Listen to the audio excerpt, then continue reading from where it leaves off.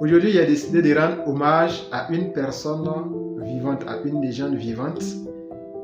Cette personne-là même qui a changé un peu ma manière de voir les choses en tant que responsable, que ce soit responsable d'une exploitation agricole, que ce soit responsable au niveau de mon entité en tant que gérant de la société de développement agricole, et j'en passe. Mais il faut noter que tout a commencé par quand j'étais encore sur les bancs. C'est-à-dire quand j'apprenais l'agriculture au niveau de l'une des meilleures écoles d'agriculture au niveau de la Côte d'Ivoire, l'école d'agriculture étatique bien sûr. Et donc ce monsieur-là même il s'appelle monsieur Diete Pierre. Pour anecdote, et après, comment on appelle le parcours scolaire, on devait faire des soutenances. Et moi, j'avais mûri comme ça, approfondi ma connaissance en aménagement paysager. Parce que je suis un amoureux déjà de l'agriculture, mais un amoureux des plantes et puis des fleurs. J'aime tout ce qui est beau, tout ce qui est chic. Et donc, j'avais mûri ça. Et pour ce faire, j'avais déposé une aide de stage avec une de mes collègues. Je te salue au passage, Simone, au niveau d'une entreprise.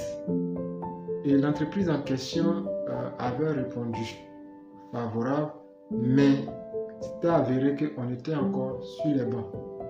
On était encore sur les bancs parce qu'on avait vite déposé les lettres de stage. Et quand on a fini, on est parti voir l'entreprise en question pour qu'on puisse commencer le stage. L'entreprise nous a fait comprendre qu'actuellement, ce n'est pas possible. Vraiment, il n'y aura pas de personnes pour nous encadrer. J'avais déjà effectué le déplacement. J'étais même au sein de l'entreprise et puis ils m'ont fait comprendre ça. Ça m'a fait un peu un tic. J'ai respiré et puis je me suis dit, mais là, je suis là passé à côté de mon rêve.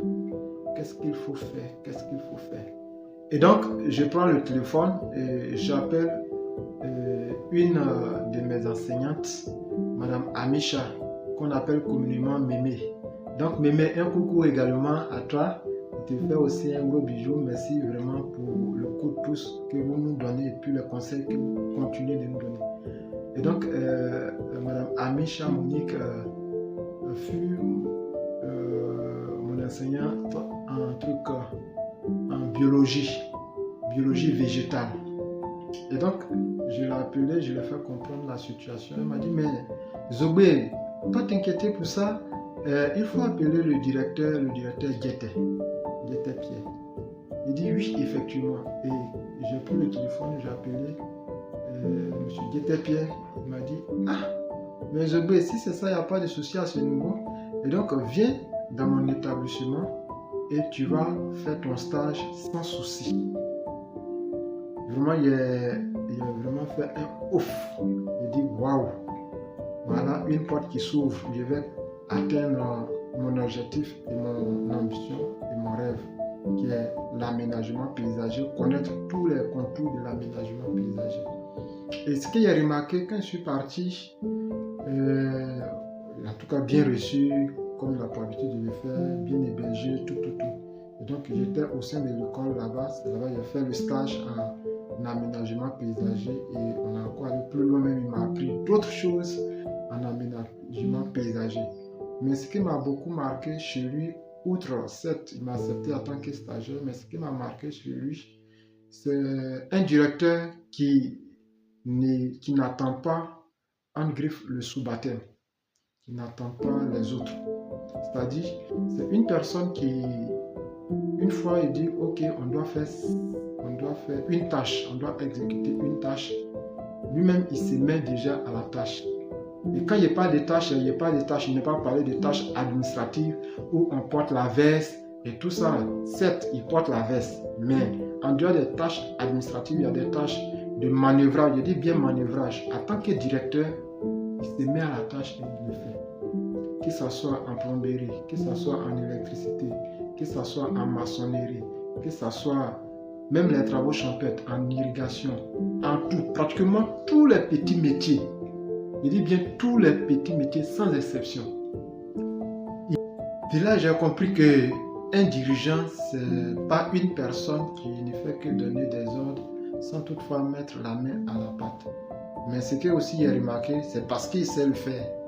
C'est parce qu'il a touché à ça de façon pratique qu'il arrive à le faire.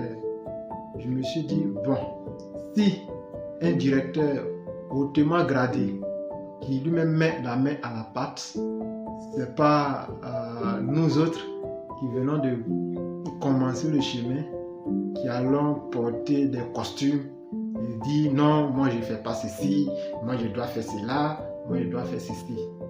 Et donc depuis là, j'ai changé ma stratégie d'approche, que ce soit en tant que responsable, que ce soit en tant que comment on appelle, gérant de ma structure, la Société de développement agricole. Et donc, Monsieur Guettet-Pierre, j'espère que si vous lisez cette vidéo, je vous dis infiniment merci. C'est vrai, on s'appelle régulièrement, on échange, mais je vous dis infiniment merci.